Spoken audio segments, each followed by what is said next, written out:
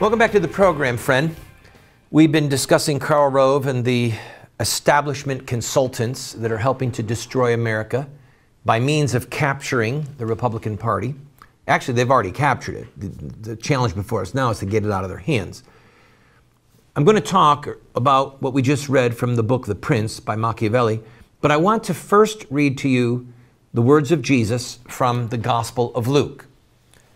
The Lord said, "For a good tree bringeth not forth corrupt fruit, neither doth a corrupt tree bring forth good fruit. For every tree is known by its fruit. Every tree is known by his own fruit. For of thorns men do not gather figs, nor of a bramble bush do they gather grapes." Test the fruit. Taste it. Don't listen to the words. If you've got a tree salesman saying, yes, that's going to give you grapes, and you're thinking, you know what, this doesn't look like a grapevine to me, or maybe it does look like a grapevine, but maybe it's dead. Maybe the roots are gone. You've got to taste the fruit. So we saw in our last segment when Machiavelli said, above all things, the prince, the politician, must appear religious. Above all things. That's what he has to appear.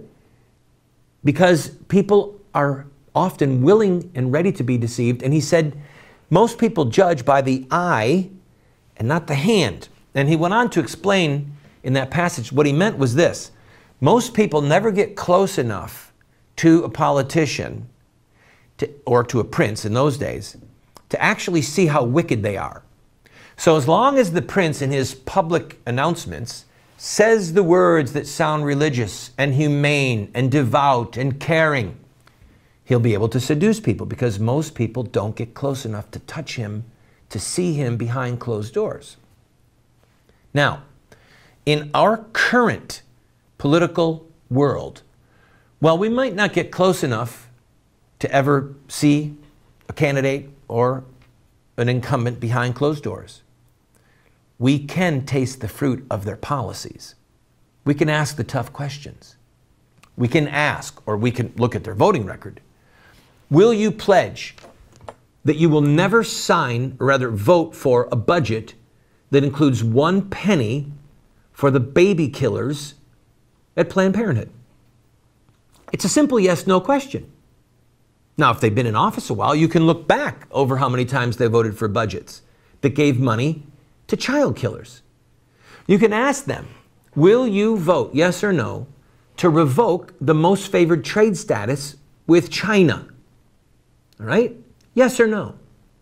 China has recently passed us as the world's #1 economy, and that feat was engineered by Democrats and Republicans alike as we imploded our own manufacturing base and sent jobs of the textile world, of the electronic world, into the slave labor factories of China.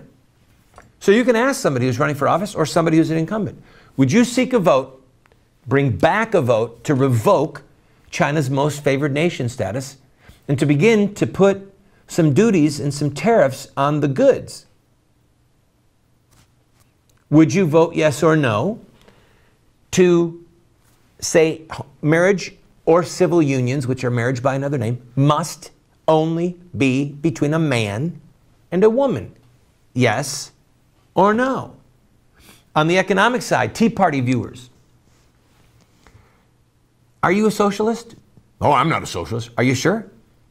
Will you publicly say that we have to phase out Social Security, Medicare, Medicaid, the generational redistribution of wealth? Are you prepared to say we have to end food stamps and let churches and families and communities care for their poor? In other words, number one, are you a socialist? And once you figure out what that really means, you say, no, I want no more redistribution of wealth.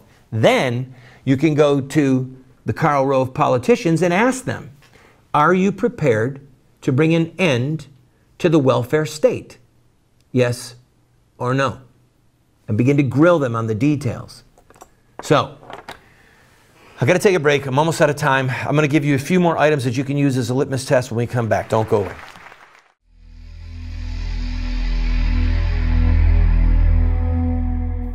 For behold, God is my helper, and the Lord is the protector of my soul. Turn back the evils upon my enemies, and cut them off in thy truth.